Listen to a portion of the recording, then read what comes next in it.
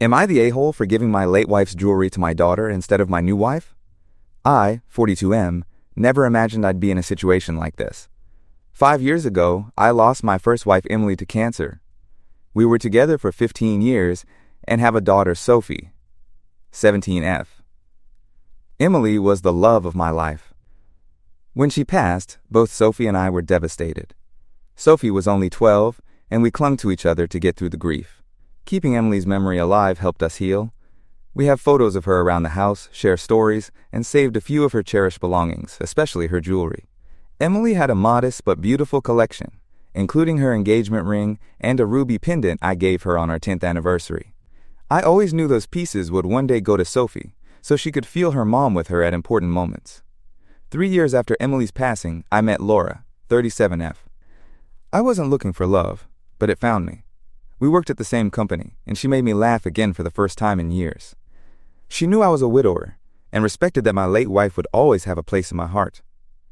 It felt like I could honor my past while still moving forward with someone new. The first year with Laura was both wonderful and challenging. She was kind to Sophie, and Sophie tried to be polite, but I could tell my daughter was wary.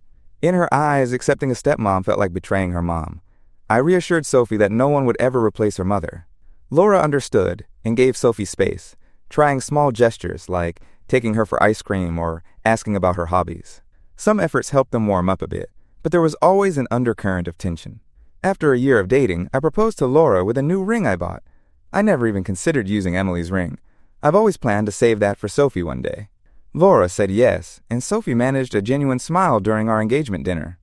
I was hopeful we could be a happy family. We got married the next year, in a small ceremony with close family and friends. It was a joyous day, but bittersweet. I visited Emily's grave the day before, seeking a sense of peace and silently thanking her for our years together. At the wedding, Sophie participated, but I caught her wiping away tears at one point. I found her clutching a locket with her mom's photo. She felt guilty for being part of the wedding. I hugged her and said that her mom would want us to find happiness and that no one would ever take her place. Later, Laura told me she understood the day was emotional for both of us, and she didn't expect me or Sophie to just forget Emily. I was grateful that Laura was so understanding. Life after the wedding, however, brought some growing pains. With Laura now in the house full-time, little things became friction points. Once, Laura gently suggested we take down a few of the photos of Emily in the living room to make the space more ours. Sophie reacted strongly against that, seeing it as trying to erase her mom. I decided to keep most photos up, only moving 1 or 2 into Sophie's room. Laura looked hurt but let it go. It was an awkward situation, and it left everyone feeling uneasy. We also started discussing our future, including the possibility of having a child together. I was hesitant to rush into that. At 42, I wasn't sure about starting over with a newborn, and I worried how Sophie would feel. I suggested we wait a year or 2. Laura said she understood, but that night I found her quietly crying. She admitted she sometimes felt like she'd always come second to Sophie, and even to Emily's memory. I comforted her and told her I loved her, but I also said honestly that my daughter would always come first in my life. She said she knew that and respected it, but it was still hard for her to accept at times. That was a glimpse into the insecurity and hurt she'd been holding in. Now, to the incident in question. About 3 weeks ago, it was Sophie's 17th birthday. I decided it was time to give her one of her mom's most cherished pieces of jewelry, the ruby pendant necklace. I'm saving Emily's engagement ring for when Sophie is older or gets engaged herself someday. The necklace has Sophie's birthstone, and Emily wore it almost every day. She'd always said she wanted our daughter to have it eventually. I felt Sophie was mature enough now to cherish it. We had a small birthday dinner at our house. My parents and Emily's parents were there, as well as the 3 of us. After cake, I brought out a small velvet box. I gave a short speech about how proud her mom would be of the young woman Sophie is becoming. Sophie was already tearing up before she even opened it. When she saw the necklace, she burst into tears and threw her arms around me. She knew it was her mom's. Her grandparents were wiping her eyes, and honestly I was too. It was a very emotional, heartfelt moment. I noticed Laura smiling softly, though her eyes were a bit glossy. I thought she was touched like everyone else. Sophie asked me to help clasp the necklace on her. After I did, she ran to show her grandparents and went to look in the mirror, smiling and crying at the same time. I felt a swell of bittersweet happiness, grief and joy mixed together, and I squeezed Laura's hand, grateful that she was by my side. She squeezed back and whispered, "That's lovely." Everything seemed okay. The trouble started after the guests left and Sophie went upstairs to her room. The minute we were alone, I could feel tension from Laura. I asked if she was all right. At first she insisted she was fine, just tired, but her tone was clipped and she wouldn't look at me. I gently pressed, saying I could tell something was off. She finally snapped. "What do you expect me to say? Tonight was just another reminder that I'm always second place in this house." I was caught off guard and asked what she meant. She started ranting. "Everything is always about Sophie and Emily. This house still feels like a shrine to her. Our plans always revolve around Sophie's needs. And then tonight, I had to sit there smiling while you gave away something so precious of hers without even thinking about me." She practically spit out hers, meaning Emily. I was stunned. I told Laura I genuinely hadn't thought she'd feel hurt by what I did, because in my mind, I was doing something important for our daughter and honoring Emily. Laura's voice started to shake as she replied, "You didn't think of me at all. You never do in these situations. I know that jewelry was Emily's and meant for Sophie, but I don't know, maybe I hoped I could share in it somehow. That maybe you'd offer me even a small piece of it, or at least warn me before springing it on me at the dinner." She was crying now, real tears. "You have this whole life and history that I'll never be a part of, and I try so hard to be okay with it. But watching all of you cry over Emily and that necklace, I felt like a stranger at my own stepdaughter's birthday, like I will never really belong in this family." I felt guilt and frustration twisting in my gut. I told her I was sorry she felt like an outsider, but that she knew how important that necklace was to Sophie. It wasn't about excluding Laura at all. It belonged to my late wife and was meant for my daughter, period. My voice got defensive as I said, "Honestly, it never even crossed my mind to give you any of Emily's jewelry, or that you would want it. Those are for Sophie. It's not about you." The moment I said, "It's not about you," Laura's face crumpled. "Right. Because nothing is about me here," she said bitterly. In a flash of anger and hurt, she added, "God, do you even hear yourself? I'm your wife now, Mark. Shouldn't I matter too? You could have at least talked to me. Instead, I got to feel like a guest watching my husband dote on his perfect late wife and daughter like I wasn't even there. I was upset by the implication." I shot back. "I dote on my daughter because she lost her mother, and I wasn't doting on my late wife. I was respecting her memory. You're twisting this into something it's not." "What did you expect me to do? Pretend Emily never existed?" She shook her head, tears streaming. "No, I don't know what I expected. Maybe just to feel like I'm part of this family too, instead of some outsider you have to appease. Maybe to have something special from you that isn't a hand-me-down from your past." I couldn't believe what I was hearing. "I gave you a ring. I married you. We have a life together. Of course you're part of this family. Why is giving my daughter her mother's necklace making you question that?" She let out a hollow laugh. "Because it just highlighted that there's a whole world of meaning between you, Sophie, and Emily that I can't touch. You all shared tears I had no part in. It's like I'm standing on the outside of a glass window looking in on your perfect memories. And yes, you married me and gave me a ring that's nowhere near as meaningful as that necklace was. Don't get me wrong, I cherish my ring, but it doesn't have decades of love and history behind it like that pendant does." At some point, our voices had risen enough that we heard the creak of floorboards upstairs. Sophie likely hearing us argue. We both went quiet. I whispered that we should lower our voices, which only made Laura more upset. "Right, can't upset your daughter. God forbid she sees the cracks in this picture," she muttered. I'd had enough. In a harsh whisper, I replied, "This is exactly the kind of thing I was worried about. I can't even do something nice for Sophie without you getting insecure. Do you really think I'm wrong for giving my daughter a family heirloom from her mom? Because I don't. I think you're making this about you when it's not." Laura stared at me for a long moment. I could see the hurt in her eyes. Without another word, she turned and walked out of the kitchen and headed upstairs. I followed, but she went straight into the guest room and shut the door firmly. I stood there, heart pounding, wondering if I should try to talk more or give her space. Ultimately, I left her alone and went to our bedroom, but I barely slept that night. The next day, we managed to act civil for Sophie's sake, but the tension was heavy.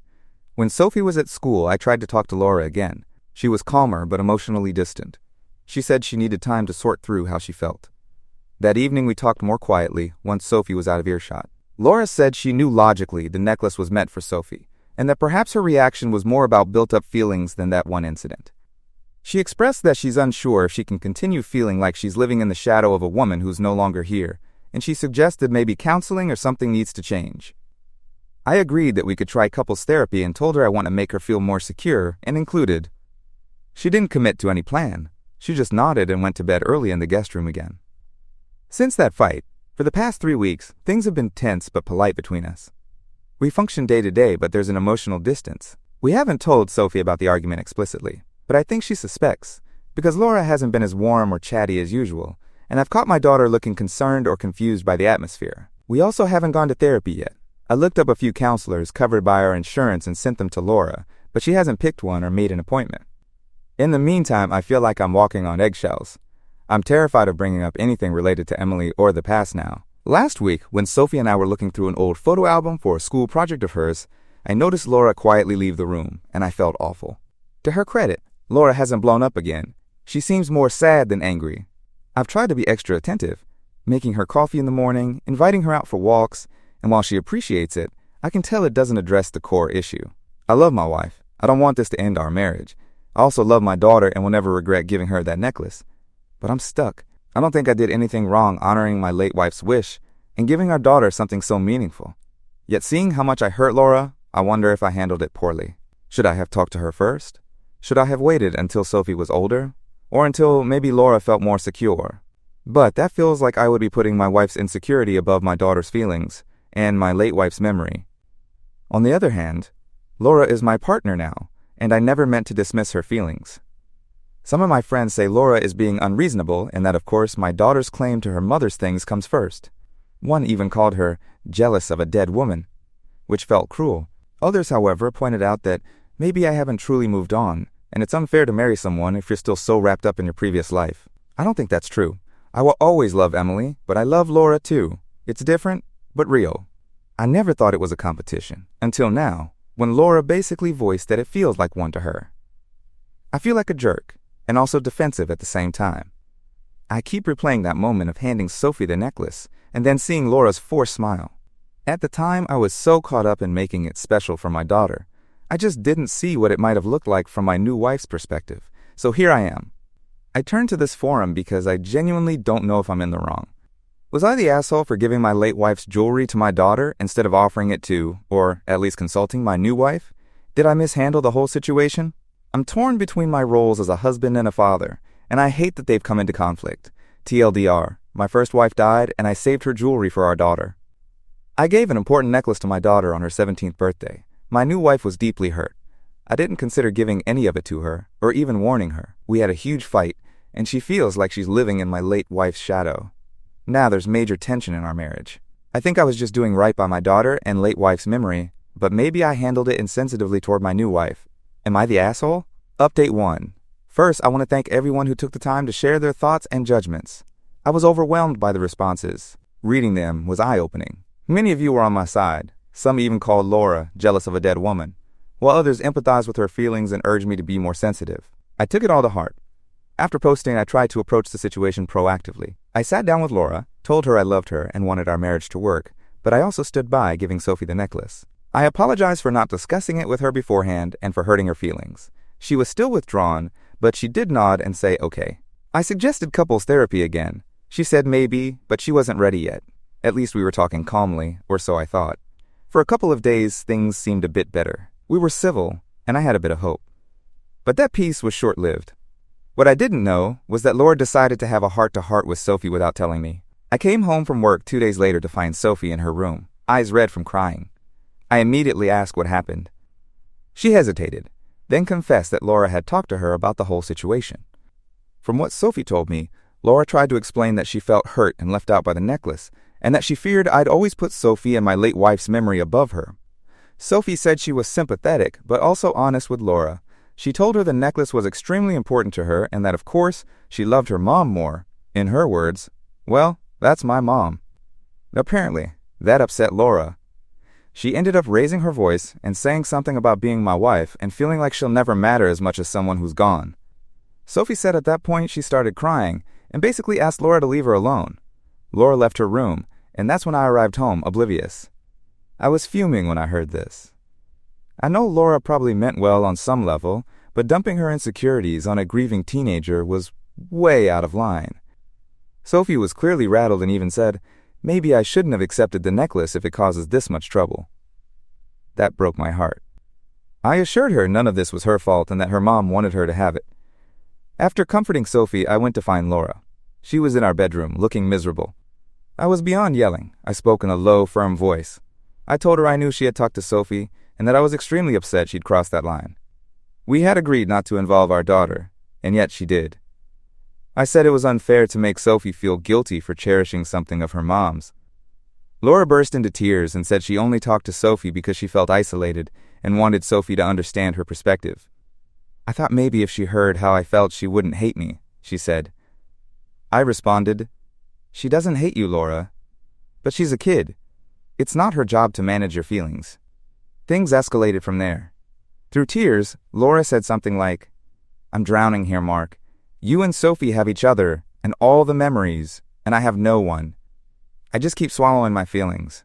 She went on that she feels like no matter what she does, she'll always be an outsider in our family. I told her I never meant to brush her aside, but that going to Sophie was a huge mistake. We both started raising our voices. She shouted that she was sick of feeling like a guest in her own life. I responded that I was sick of tiptoeing around her insecurity. I told her I've done everything I could, apologized, tried to include her, offered therapy, but I would not apologize for loving my daughter or my late wife. Laura was crying hard and said, "I don't want you to apologize for loving them. I just wish you'd love me enough to not always make me feel like an afterthought." There was a pause, and then she said quietly, "Maybe I can't do this. Maybe I can't be in this marriage if it always feels this way." Hearing that gutted me. I asked if she was really saying she wanted out. She said she wasn't sure, but I can't keep hurting like this. In that moment, I felt my own heart harden a bit, and I said, "If you can't handle that I have a past and a daughter who will always come first, then maybe you're right. Maybe this won't work." As soon as I said it, I hated myself for it because I saw how much it hurt her. Laura looked at me for a long moment. Then she just whispered, "I'm sorry," and walked upstairs. She came down with a duffel bag of clothes 10 minutes later. Sophie had been peeking from her bedroom doorway, looking terrified. Laura saw her and said, voice trembling, "I'm so sorry, Sophie. I do love you." Sophie didn't say anything, just ducked back into her room. I felt frozen as I watched my wife, my second chance at happiness, sling the bag over her shoulder and head for the door. I quietly asked where she was going. "To my sister's," she replied. "I need some space. I'll call you." And then she was gone. That was 3 days ago.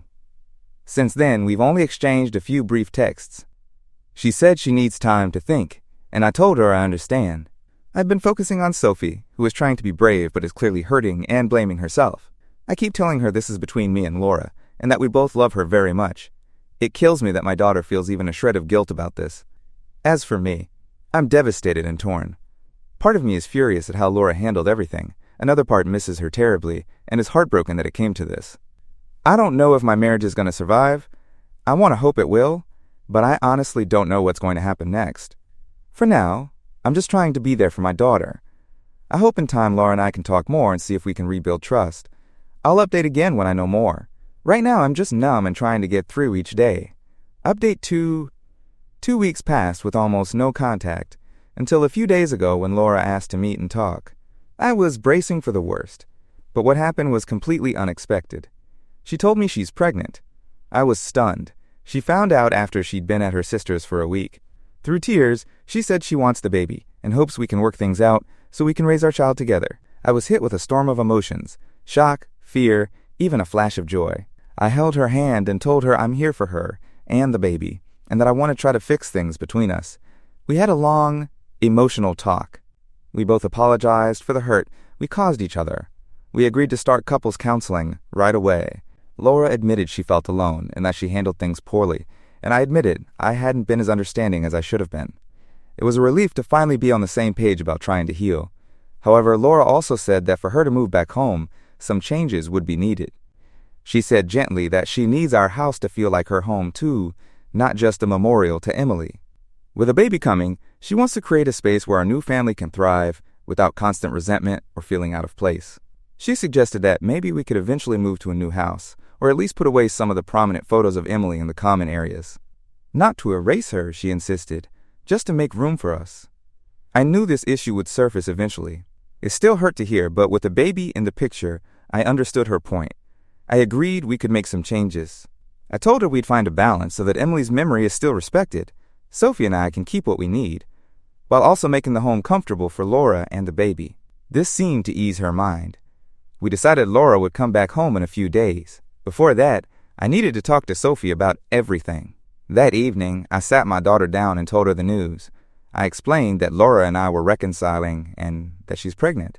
Sophie was completely shocked. At first, she actually seemed a little happy. She even said she'd always wanted a sibling, just never imagined it would happen now. She gave me a hug and said she was glad we weren't splitting up and that maybe a baby would help bring us all together. I was relieved and thought maybe this would go smoothly. For a short while it did. Sophie helped me tidy the house for Laura's return. I did make a few small changes. I took a couple of Emily's photos off the living room wall and moved them into my bedroom and hers. I thought Sophie was okay with this. She didn't object when I did it. Laura came home yesterday. The reunion with Sophie was polite and even a bit warm. We had dinner together and talked cautiously about the future and the baby. I felt hope for the first time in weeks. But that night, everything fell apart. I found Sophie in the living room, staring at the now empty space on the wall where her mom's portrait used to hang. I had moved that picture into Sophie's room. She had tears in her eyes. When I asked what was wrong, she broke down. She said that everything was changing, the house, our family, and that she felt like her mom was slowly being pushed out and replaced. "You're gonna have a new wife and a new baby? And where does that leave me?" she cried. "It's like you're making a whole new family and I'm just here from the old one." My heart ached. I tried to reassure her that she is my family, that she's as important to me as ever. Laura came into the room and softly said we would never try to erase her mom or push Sophie aside. But Sophie just shook her head, crying, and said, "It's happening anyway." Then she told us through tears that she wants to go stay with her grandma, Emily's mom, for a while, at least until she leaves for college. She said she needed space and that she just couldn't be here right now with all these changes. "I'm not mad," she said. "I just feel like I don't belong here anymore." Laura and I both begged her to stay, to go to family therapy with us, anything. I promised her we would make sure she never feels left out, that she could help decide how we decorate or whatever it took to make her comfortable. She just kept apologizing, saying it's not about punishing us, but she had to do this for her own peace. That conversation is a blur of tears. In the end, I realized I couldn't force her to stay without possibly damaging our relationship even more. So I reluctantly agreed to let her go. Within an hour, Sophie had quietly packed a suitcase. We all hugged, all of us sobbing. She told me she loves me and that she's sorry. I told her she has nothing to be sorry for, and that this will always be her home and I will always love her. Laura was crying, telling Sophie she loves her, and that she'll always be there for her too. Sophie gave her a brief hug and managed to say, "Take care of Dad and the baby, okay?" I drove Sophie to her grandparents' house. The ride was heartbreaking. She held my hand, and we were mostly silent, except for her occasional sniffles. Her grandmother welcomed her with open arms and gave me a sympathetic, sad look. Now I'm back home in an unbearably quiet house. Laura is here, trying to comfort me despite her own grief. We're both wrecked. In gaining one part of my family back, I've lost another, at least for now.